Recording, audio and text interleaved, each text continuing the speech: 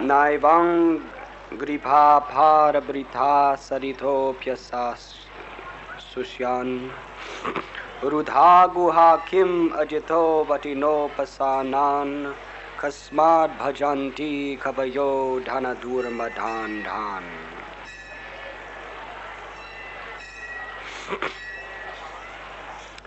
Are there no torn clothes lying on the common road?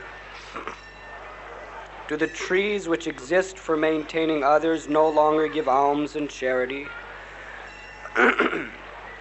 Do the rivers being dried up no longer supply water to the thirsty? Are the caves of the mountains now closed? Or above all, does the Almighty Lord not protect the fully surrendered souls? What then? Why then do learned sages go to flatter those who are intoxicated by hard-earned wealth? Purport by His Divine Grace, A.C. Bhaktivedanta Swami Prabhupada. The renounced order of life is never meant for begging or living at the cost of others as a parasite. According to the dictionary, a parasite is a sycophant who lives at the cost of society without making any contribution to that society. The renounced order is meant for contributing something substantial to society and not depending on the earnings of the householders. On the contrary, acceptance of alms from the householders by the bona fide mendicant is an opportunity afforded by the saint for the tangible benefit of the donor. In the Sanatana Dharma institution, alms giving to the mendicant is part of a householder's duty, and it is advised in the scriptures that the householder should treat the mendicants as their family children and should provide them with food, clothing, etc., without being asked. Pseudo-mendicants, therefore, should not take advantage of the charitable disposition of faithful householders. The first duty of a person in the renounced order of life is to contribute some literary work for the benefit of the human being in order to give him realized direction toward self-realization. Among the other duties in the renounced order of life, Srila Sanatana Goswami, Srila Rupa Goswami, and the other Goswamis of Vrindavan, the foremost duty discharged by them was to hold learned discourses amongst themselves at Seva Kunj, Vrindavan, the spot where Sri Radha Damodar's temple was established by Srila Jiva Goswami, and where the actual Samadhi tombs of Srila Rupa Goswami and Srila Jiva Goswami are laid. For the benefit of all in human society, they left behind them immense literatures of transcendental importance.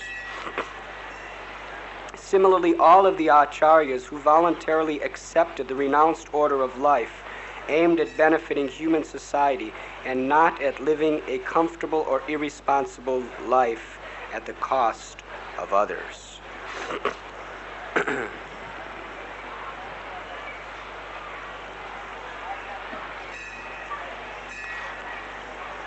In this verse from the Srimad Bhagavatam, second chapter, Shukadev Goswami is beginning his teachings to Maharaj Parikshit.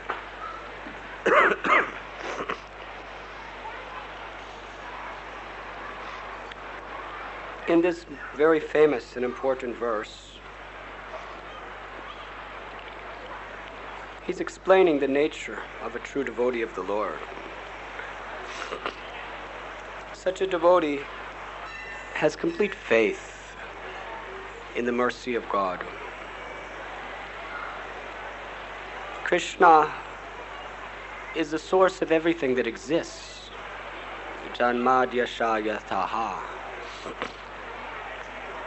He is the ultimate controller of everything. And not a blade of grass can move without his sanction. He is providing for every living entity in all the material and spiritual worlds.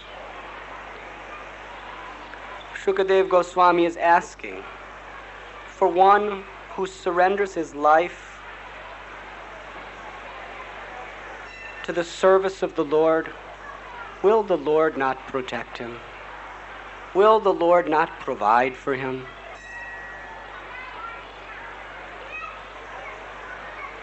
What really are our needs?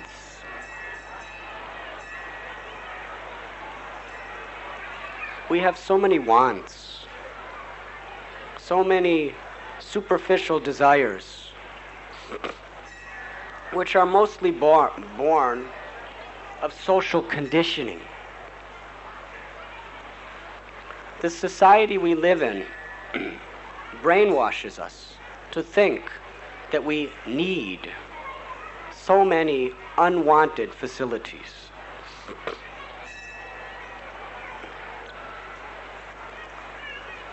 We are trained in such a way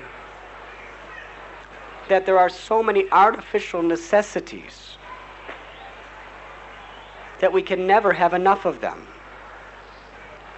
And the more artificial necessities you have, the more you require other artificial necessities to maintain those. In this way, life becomes an endless complexity. Simple living, high thinking, is the basis of spiritual development. Simple living means to come down to the reality. What really do we require in life? Shukadev Goswami is explaining so many wonderful wardrobes of clothes we think we need. So many sets of shoes that we think we have to have for every possible occasion. Are the trees not giving their bark freely?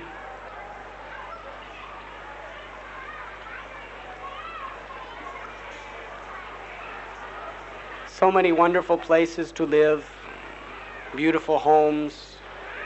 Shukadev Goswami is explaining, are there not ample flat surfaces on the earth to lay upon? Do you not have two arms to use as pillows?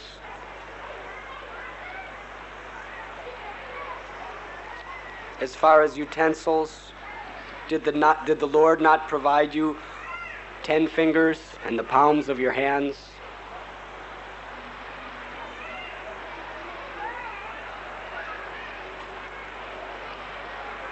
Are there not torn clothes lying on the common road? Actually, there are still caves in the mountains. Are they not closed? How many of us are willing to live according to this standard?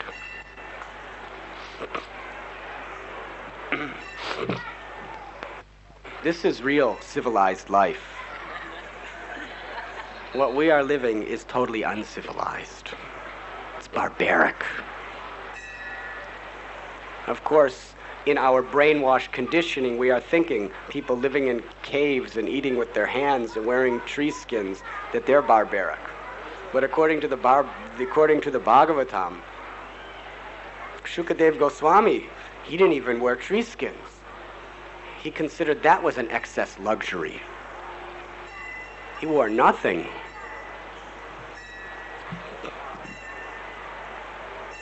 Of course, in our society that we are living today,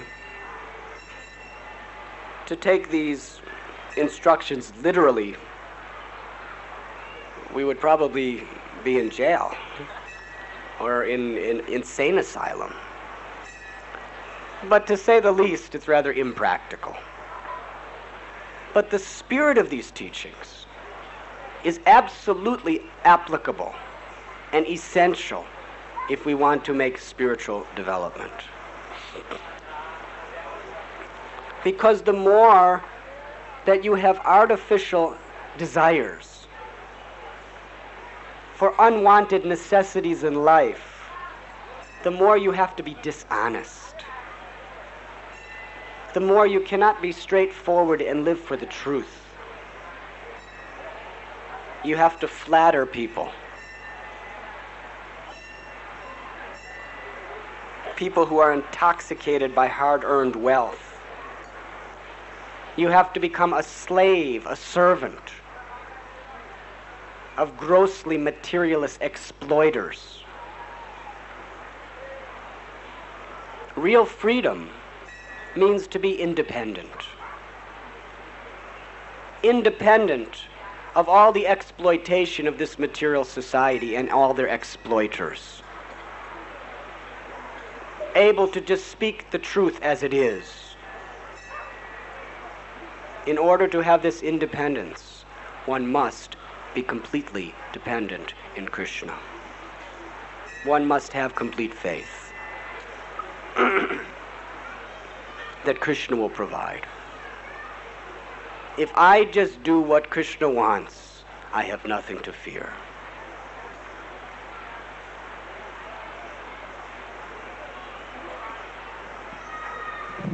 Haridas Thakur, he was living in a cave, and people would come to him for spiritual guidance. All classes of people, because they knew he was genuine. He wasn't after getting anything from anyone.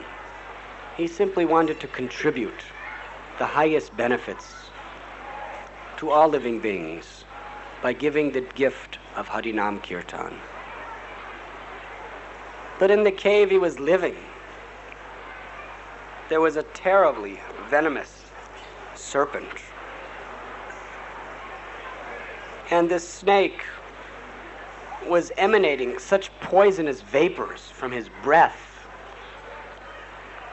that the entire cave smelled so bad that his guests were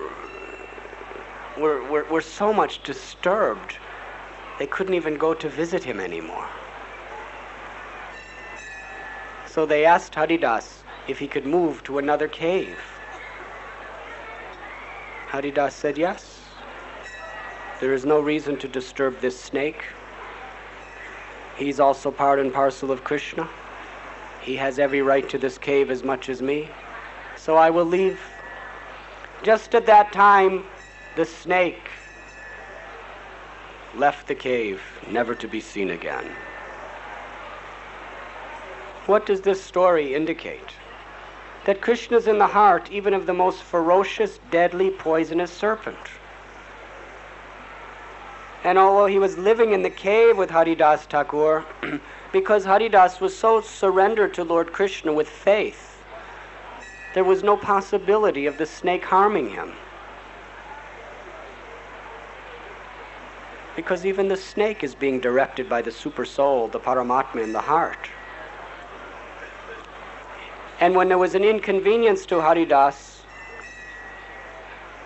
by seeing that his followers were having trouble,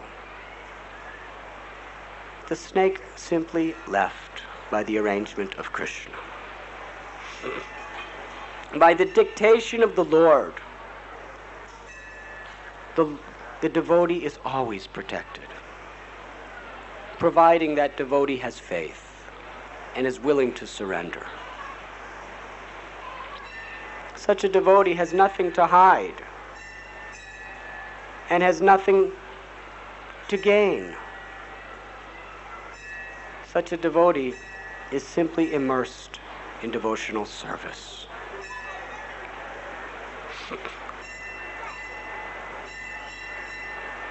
Of course, we must know that our real aim of life is purification.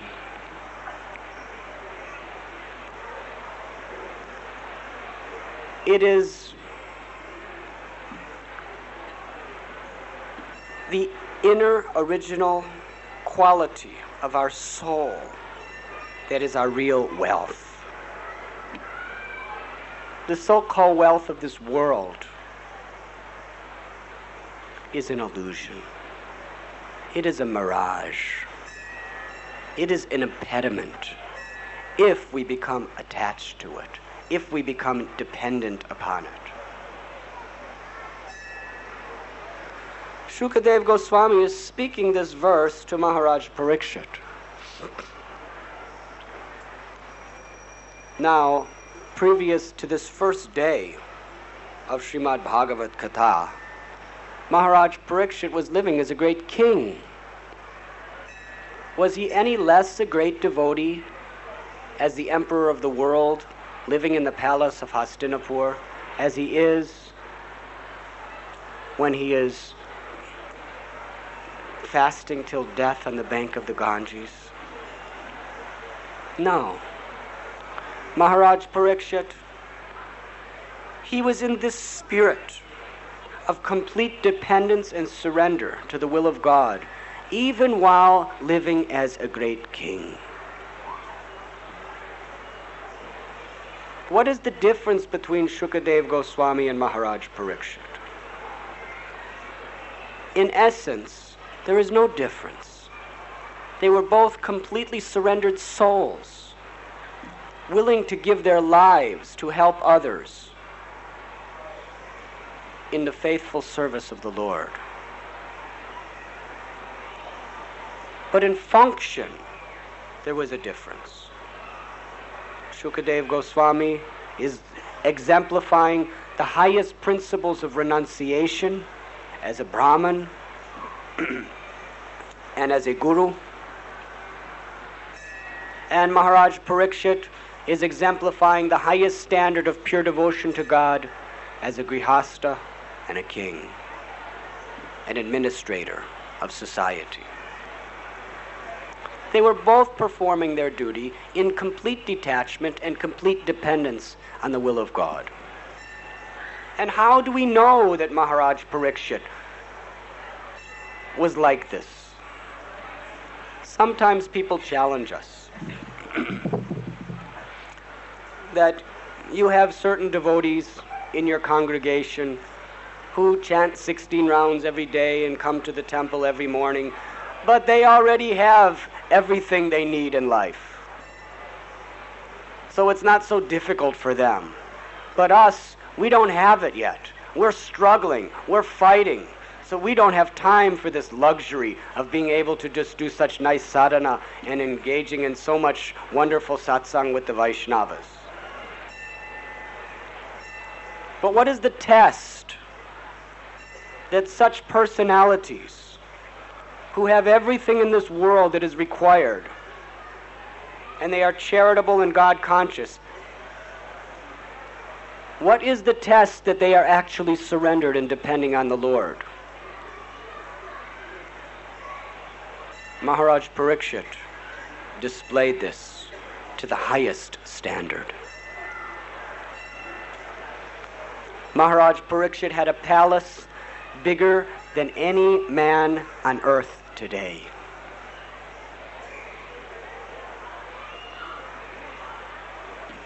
There is the United Nations, so many countries, so many political heads, presidents, prime ministers, kings. They all have their little domain. They're all making their international policies to try to have various relationships with other kings and other prime ministers of other lands for economic purposes. Maharaj Parikshit did not need any such diplomacy or negotiation because he ruled the entire world. And every other political leader on earth bowed at his lotus feet. Such power no one has today. Such wealth no one has today. Such aristocratic, high social culture no one has today. He was born in the family of Yudhisthira, Arjuna, Abhimanyu.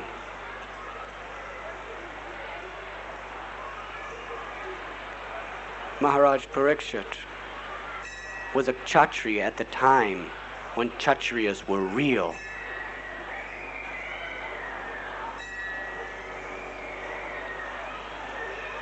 They were royal. They were courageous. They were heroic. They were truly Rajarishis. They were saints. So one may think, it's not difficult being such a great soul, a great devotee, when you're born into such a high family, and you have everything at your feet, and you have such power, and no one could challenge you. But when it was the will of the Lord, even though Maharaj Parikshit was young, he was at the prime of his life, he was given the indication, give it up. Not tomorrow, now. He was cursed unexpectedly. He had no time to prepare for this curse. It came upon him like a thunderbolt. In 7 days, Parikshit Maharaj, you will die. Maharaj Parikshit was such a great and powerful yogi that he had the power to counteract that curse if he so desired. He could have somehow or other fought for his position and maintained his service as king and maintained his family and his home.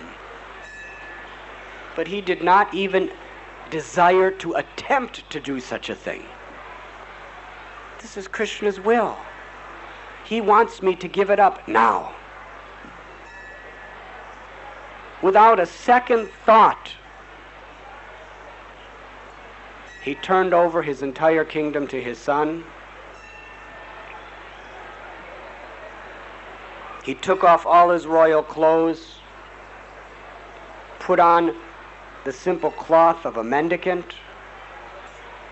He left all the royal comforts and luxuries of his palace to sit on the hard, dry dust of Ganges bank and vowed to fast until death. But that's not all. That was just an external manifestation of his desire. His real desire was that he would be in the association of the great sadhus, and he would hear from them the story of Krishna, the teachings of Krishna, for the last 7 days of his life.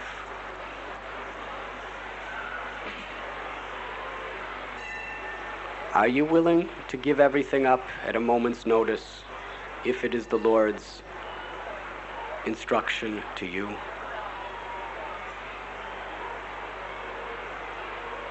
Do you have that faith? Are you really depending on Krishna? How real, how genuine is your devotion? If you ask yourself this question, then you may get some idea of how genuine your devotion really is.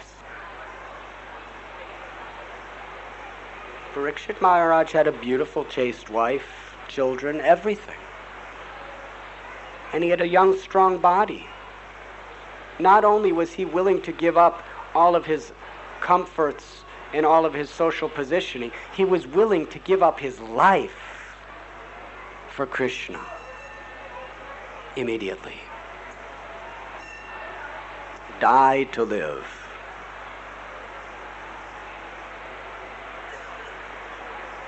If we do not have something in this life we're willing to die for, we have nothing in this life that is worthy of living for. And there is only one thing worth dying for: Krishna. Service to Krishna. Devotion to Krishna.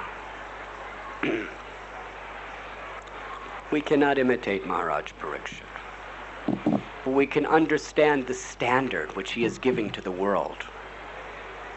And we must make this realization and devotion that he has our goal of life. And we must gradually approach that realization, systematically, according to wherever our realization is right now. We must be striving, praying, and preparing ourselves, because before death, this is what is expected of us, this type of devotion. To have so much faith in Krishna that we're willing to do anything for him at any time according to his will.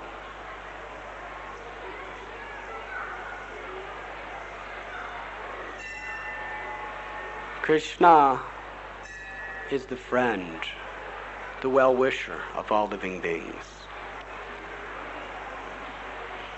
Even when it appears that Krishna cheats us, in his cheating, he gives us the most precious gift of his mercy. We are celebrating the month of Damodar. This is a very auspicious time of the year. It was on the day of Diwali that Krishna stole the butter from Mother Yashoda's rafters. He was tied up by the rope around his waist. He knocked down the twin Arjuna trees.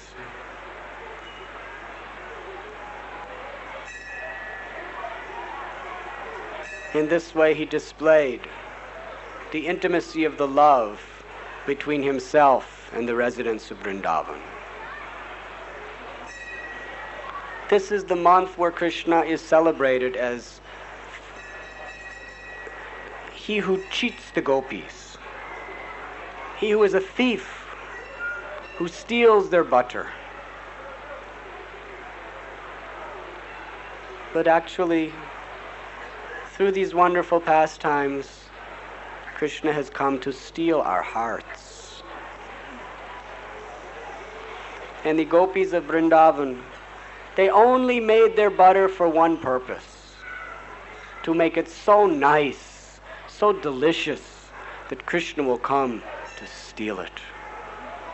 If Krishna doesn't come to steal our butter, then what is the use of our existence?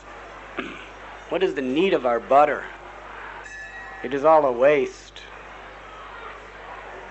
This is how we should be living, whether we are grihastas, vanaprastas, brahmacharis, or sannyasis.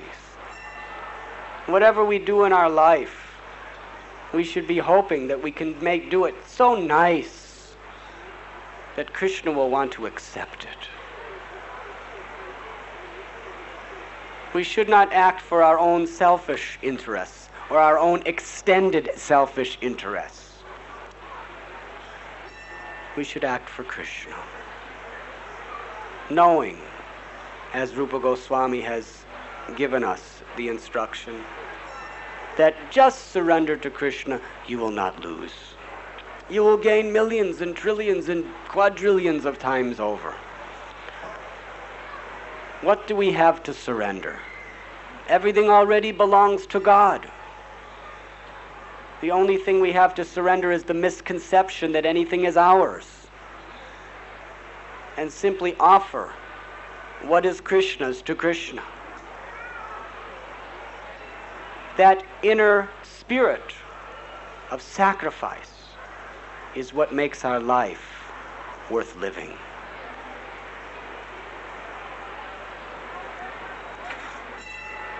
So these verses from Srimad Bhagavatam are very strong.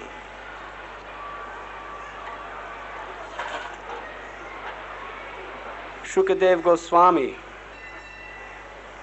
is what we would call a very powerful preacher, a no-nonsense preacher. He's simply presenting the truth right to your face, as fearful as it might be. When we hear these verses, sometimes they're fearful. How can he say this? That there's still caves in the mountains? There's still flat ground to lay on? You still have your palms as utensils? Is there not rags laying on the ground? To live by this standard is fearful. Why is it fearful? Because we have no faith. Or let us say, little faith. To the degree it scares us, to that degree we are not really depending on the mercy of Krishna. Therefore, devotees are fearless when they become truly advanced. Abhaya charanadavindare. How is it that the most prominent quality of an advanced devotee is compassion and fearlessness? Fearless because a devotee knows, I don't require anything of this world. I have Krishna. As long as you think you require anything of this world, that means you are fearful. And the more things you feel you require, the more fearful you become. And fear means misery, anxiety, and suffering. You cannot be happy if you're fearful. Peace comes when there's no fear. How to come to the standard of fearlessness? We have to become detached. And how to become detached? By becoming attached to Krishna. Because everything of this world you will have to leave behind today or tomorrow. But that realization of your trust in Krishna is eternal. That is the greatest thing.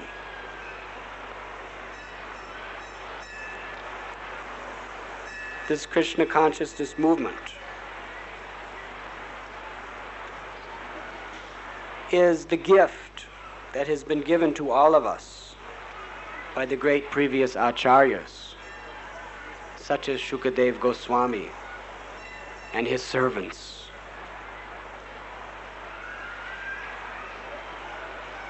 To deliver this gift of purification.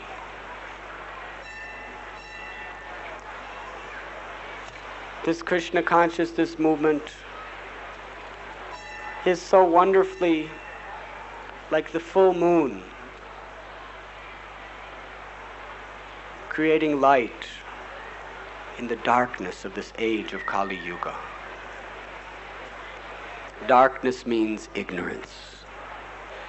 Ignorance means janasya mohoya mahamameti, that I am this body and those things in relationship to this body are mine. That is the definition of ignorance. In this dark night of Kali, where ignorance is so greatly prevailing, the full moon of Sri Chaitanya Mahaprabhu's mercy is shining bright. And what is his mercy?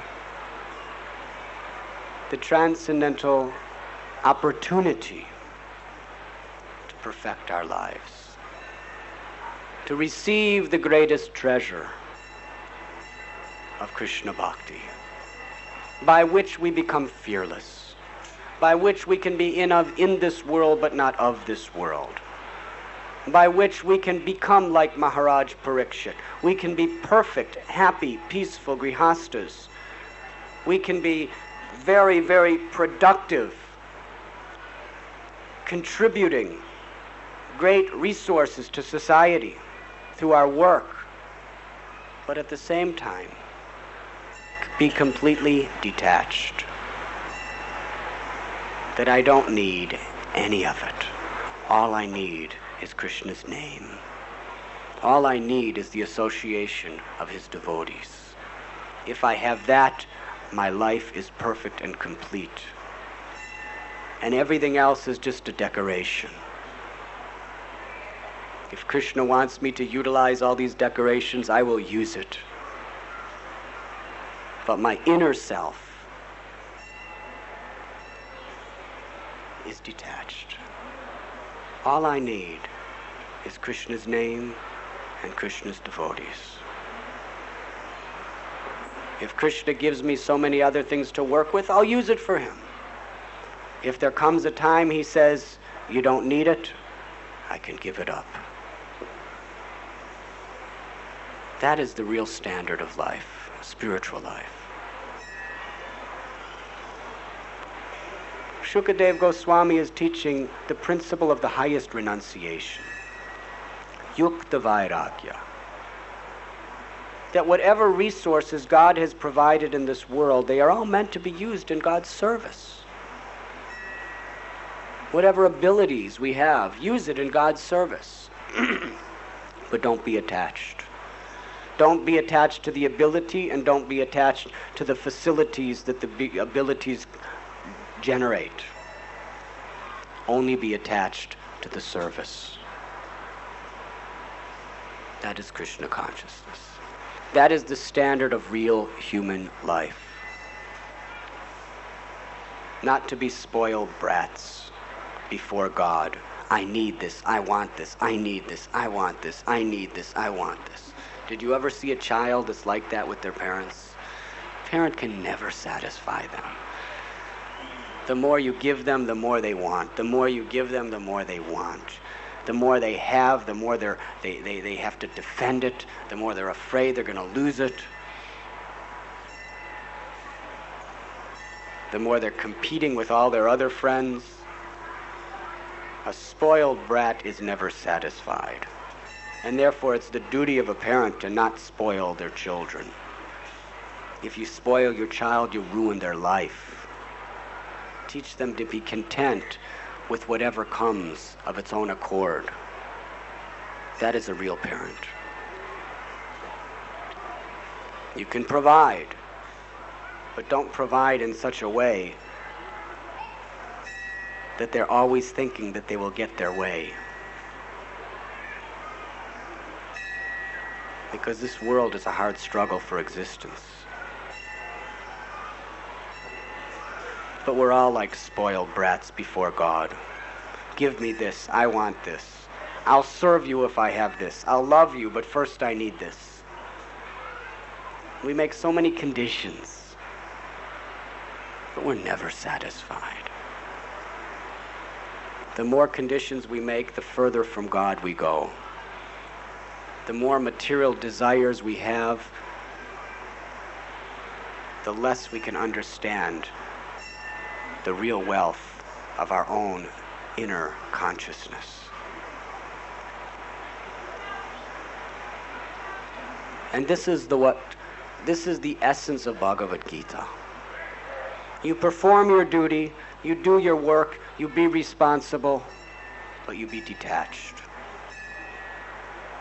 You take it or leave it according to God's will. You have that faith. You know that death can come tomorrow. So you put your inner consciousness only in attachment to Krishna, not to anything of this superficial world. And there are so many examples that Shukadeva Goswami gives in the Srimad Bhagavatam. Dhruva Maharaj, Prahlad Maharaj, they were completely detached, utterly depending on Krishna. How was Prahlad utterly depending on Krishna? His father threw him in a pit of snakes, and he didn't care. He just went diving down into the pit of snakes, just Harivo.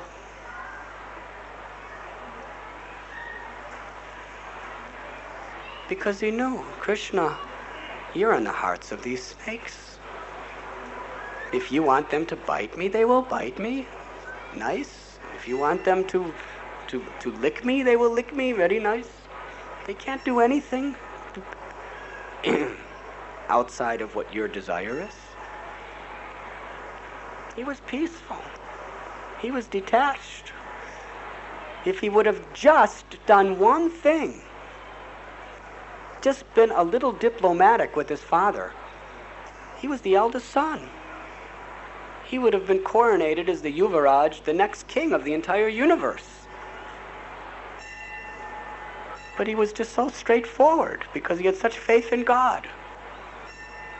Put yourself in Prahlad's position. Just keep quiet and you become the emperor of the universe. You're a devotee, keep it to yourself. Don't tell anyone. And you will have all the comforts, delights, and opulences of the heavens. He didn't care for these things. He only cared for one thing, truth. That Krishna is my Lord, and I will chant his name and speak his glories. His father asked, "What is the best thing you learned in school?" "Oh, best of the demons, I learned that foolish people like you can never be happy because you're just chewing what's already been chewed through material enjoyment. Better you go to Vrindavan and worship Krishna." He could have just said, "Oh, I learned mathematics and I learned geography, and it was very nice." And his father would have said, "Oh, nice boy, nice boy." My dear father, you are so much materially attached that better you always hear and chant the glories of the Lord. In this way, he was so honest. He could be honest because he had faith, because he wasn't attached. As long as you're attached, you have to be a yes man for the exploiters and controllers of this material society. But if you're detached, you can just tell the truth. This is where it's at. You're a demon and you're a rascal. I love you, therefore I'm telling you, go to Vrindavan and worship Krishna. You're wasting your life. I have no respect for you, Father. He could tell him right to his face. And the result was his father threw him off mountains, cast him into blazing fires, fed him deadly poison, had Rakshasas stabbing him with tridents and spears and swords. But Prahlad, because he had faith in Krishna, he didn't mind. And in the end, the Lord desired that Prahlad be the king. After Hiranyakashipu was killed, Prahlad prayed, "My dear Lord, I love him. He's my father. So what if he tried to murder me, kill me, blaspheme me, and everything else? Please, give him liberation." So the father was liberated, and Prahlad was put as king. And he ruled the entire world. Meticulously, with such responsibility. And as king, he had to get married. He didn't get married because he had uncontrolled senses. He got married because it was the duty of Kshatriyas to generate further generations. In fact, Bali Maharaj, that great Mahajan, was the grandson of Prahlad.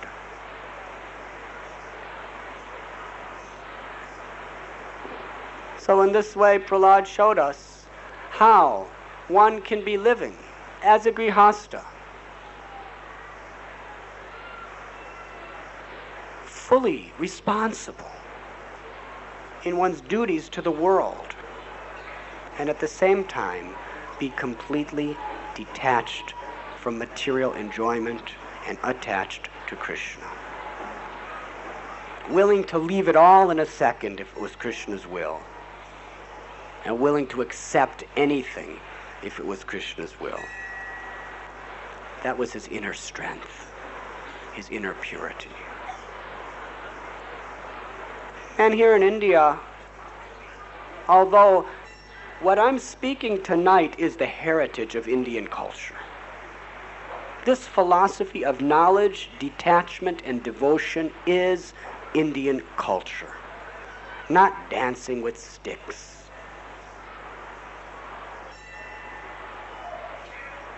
Indian culture is not going to weddings and dressing up nicely. This is all superficial. The actual heritage and birthright, which is the truth of the culture of India, is what Shukadev Goswami and these other great saints and sages have given you. And that is the understanding of how to live in your life in such a way that you have knowledge of what is truth. And through that knowledge you are detached from anything that is contrary to devotion to Krishna.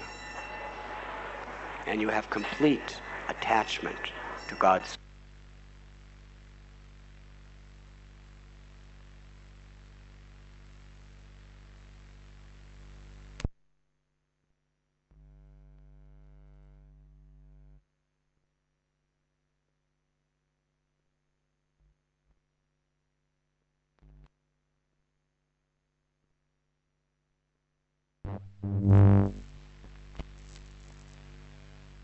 Real heritage is.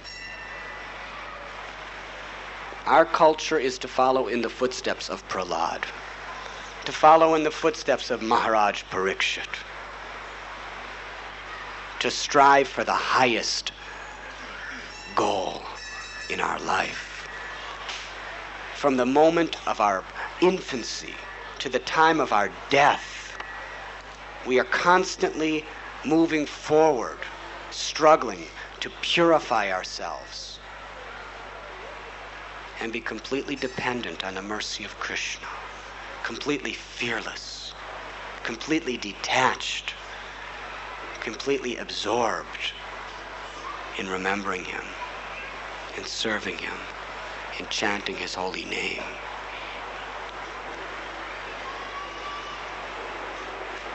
Our Guru Maharaj would often quote a beautiful verse of Sri Chaitanya Mahaprabhu. Bharata bhumite hoila manusya janma jara janma sarataka kari kara para upakar. This bhakti that we are speaking is the real wealth. It is the real substance of Bharatvarsha.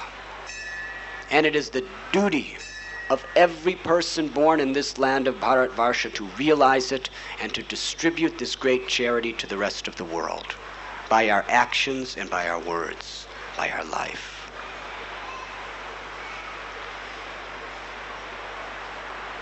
And the world is suffering terribly.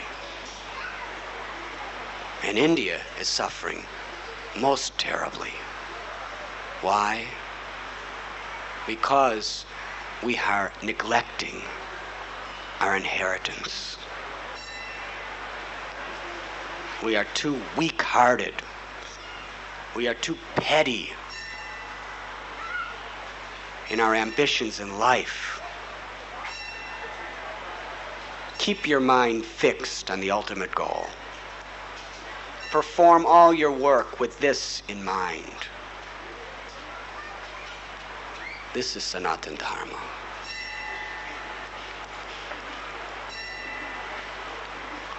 To come together in beautiful gatherings like tonight,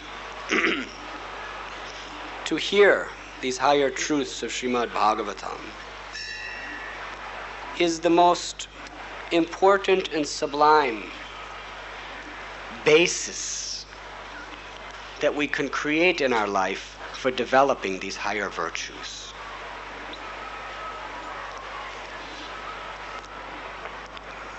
Our Madan Mohan Prabhu and Radhika Rani, Mohan Shetty and his wife, we see how, if you look up, you will see these lights. There is the moon on one side, and then there is another moon on this side. It is the moon of Lord Gaurchandra, the temple of Chaitanya Mahaprabhu. He has converted his house into a beautiful temple. He's a householder. He has some means. And what does he do with this temple?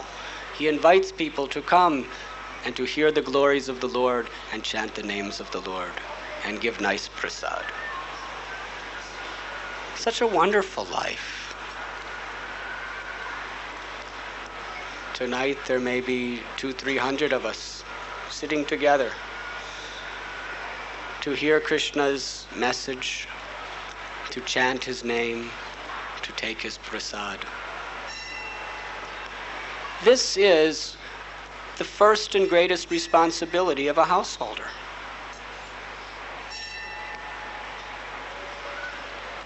Householders make money, whether you make a little or a lot.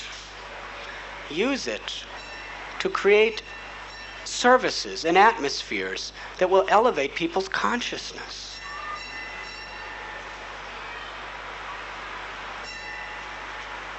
That is why Krishna gives us whatever he's given us. But it is our choice whether we want to use it for that purpose or not.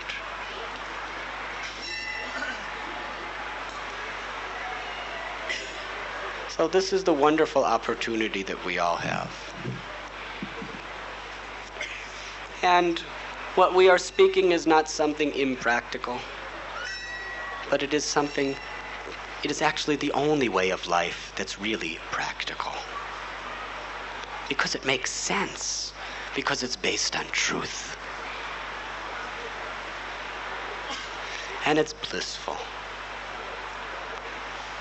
Just have faith in Krishna. Just keep the association of his devotees. Just always remember him by chanting his name. We don't require anything else. We'll use whatever we have, and we'll try to get more to use it in his service, but all we need is Harinam. Krishna will provide everything else. Hare Krishna, Krishna Krishna, Hare Hare, Hare Ram, Ram Ram, Hare Hare. Thank you very much.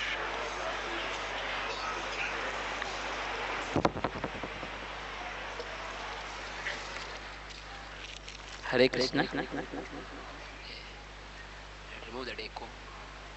हरे कृष्ण। तो आज जो श्लोक पढ़ा श्रीमद् भागवत के द्वितीय स्कंद से, सुखदेव महाराज कह रहे हैं कि ये जो आपको फटे हुए कपड़े हैं तो फिर कपड़ों की क्या ज़रूरत है, और क्या पेड़ जो है वो दान नहीं दे रहे, क्या जो नदियां हैं क्या वो पानी नहीं दे रहे, और जो है इस तरह से जो है वो एक सरल जीवन बताने के लिए हमें प्रेरित कर रहे हैं। तो महाराज ने प्रवचन में बताया कि सुखदेव गोस्वामी महाराज जो हैं परीक्षित महाराज को एक बता रहे हैं कि एक भक्त का कैसा स्वभाव होना चाहिए।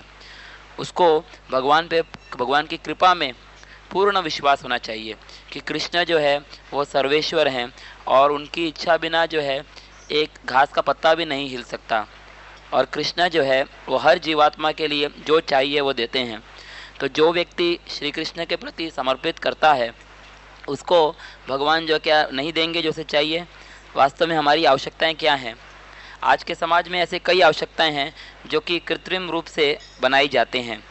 वास्तव में सरल जीवन बिताना और उच्च विचार रखना यह आध्यात्मिक जीवन की आधार है। तो यही चीज़ जो है सुखदेव महाराज यहाँ पर समझा रहे हैं, और यही सभ्य जीवन है। और जो आजकल हम जो जीवन बितला रहे हैं वो वास्तव में असभ्य और बिल्कुल जो है पशु के समान जीवन है। आज के समाज में जो है अगर हम ऐसा जैसे सुखदेव महाराज बता रहे हैं वैसा जीवन बिताएं तो शायद लोग हमें जेल में या पागल खाने में डाल देंगे। लेकिन वास्तव में ये जो इसकी भावना है इसको हमें स्वीकार करना चाहिए कि जितना ज़्यादा हमारे पास होता है उतना ही हमारी इच्छा होती है कि और प्राप्त करें, उतना ही हमें झूठ बोलना पड़ता है, उतना ही हमें लोगों को जो है प्रशंसा करनी पड़ती है भौतिकवादी लोगों के लिए। और ये सच्ची स्वतंत्रता यह है कि इन सब चीज़ों से मुक्त रहना और सत्य को उसके यथारूप में प्रस्तुत करना।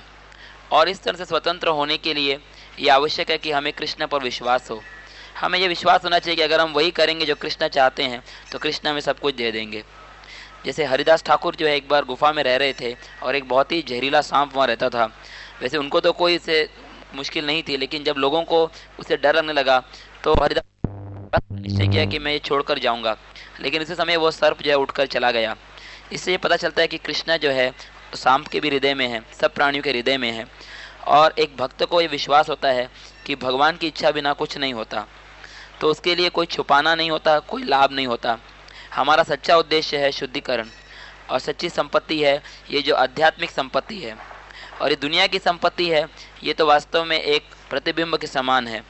तो श्रीमद् भागवत का अध्ययन, श्रीमद् भागवत का श्रवण करने से पहले भी परीक्षित महाराज राजा थे, लेकिन तभी भी वो उसी तरह के भक्त थे।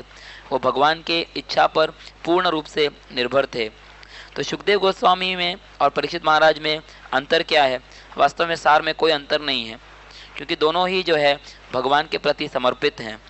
तो खाली कार्य में फर्क है। सुखदेव गोस्वामी बाहरी रूप से एक सन्यासी, एक ब्राह्मण और गुरु थे, जबकि परीक्षित महाराज जो है भगवान के शुद्ध भक्त, गृहस्थ और राजा थे। तो दोनों ही अपना कर्तव्य जो है अनासक्त भावना से कर रहे हैं। हमें किस तरह से पता चलता है कि परीक्षित महाराज जो है सही चेतना में थे कि नहीं? कई लोग कहते हैं कि आपके मंदिर में जो लोग आते हैं, जो नियम पूर्वक सुबह आते हैं, वो उनके पास सब कुछ है और हमारे पास तो ये नहीं है, इसलिए हमें ज़्यादा संघर्ष करना पड़ता है। तो परीक्षा कैसे है कि हम जानेंगे?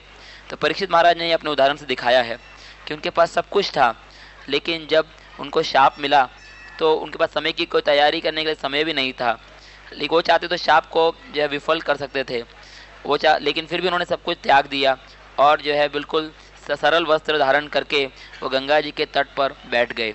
ये उनकी इच्छा का बाहरी रूप था, और उनकी आंतरिक इच्छा थी कि भगवान के भक्तों के संग में कृष्ण कथा का श्रवण करना।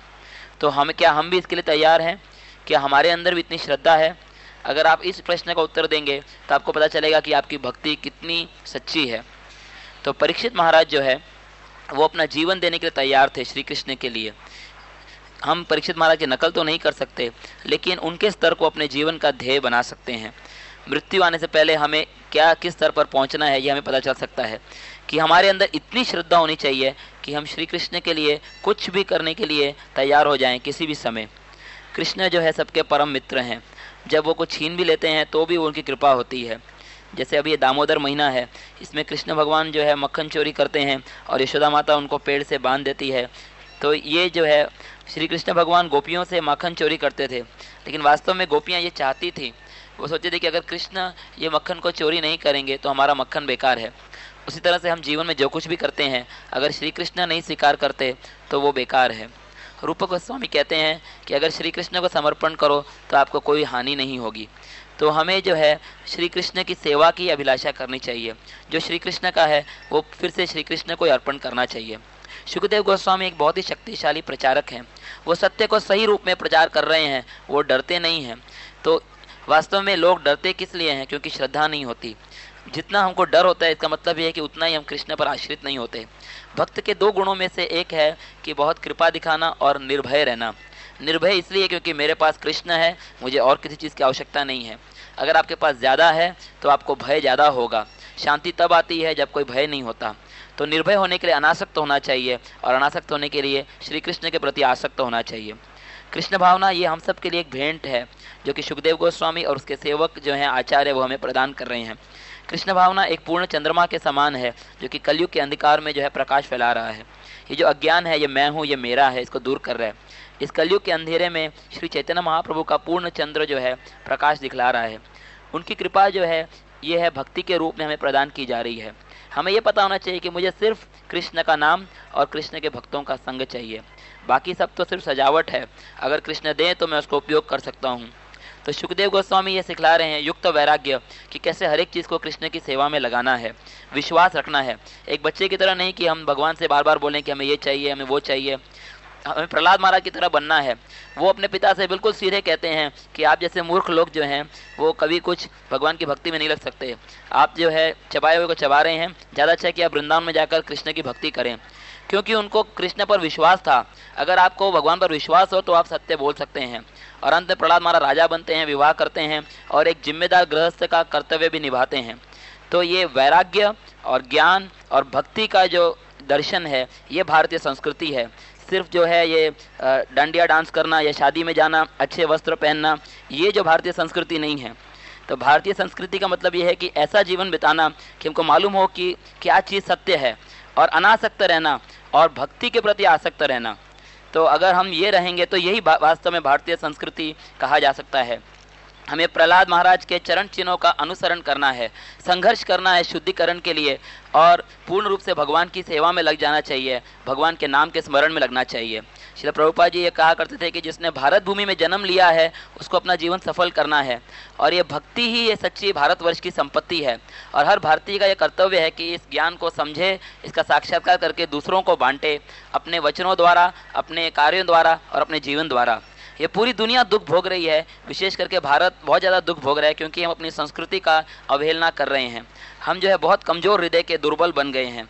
हमें अपने अंततः जीवन के ध्येय की ओर लक्ष्य बनाना है, यही सनातन धर्म है। एकत्र होकर श्रीमद् भागवत का अध्ययन करना, इससे जो है ये सद्गुण विकसित हो सकते हैं। और गृहस्थ की विशेष करके एक जिम्मेदारी है कि जो भी पैसा कमाते हैं, चाहे ज़्यादा हो या थोड़ा हो, तो ऐसा माहौल पैदा करें जिससे लोगों की चेतना जो है उच्च कृष्ण भावना बन सके। और यही कृष्ण भगवान हमें दे रहे हैं कि हमें कृष्ण में श्रद्धा रखनी है, भगवान के भक्तों के संग करना है और भगवान का नाम कीर्तन करना है। हमें सिर्फ एक ही चीज़ चाहिए और वो है हरि नाम, बाकी सब कृष्ण दे देंगे। हरे कृष्ण। हरि बोल।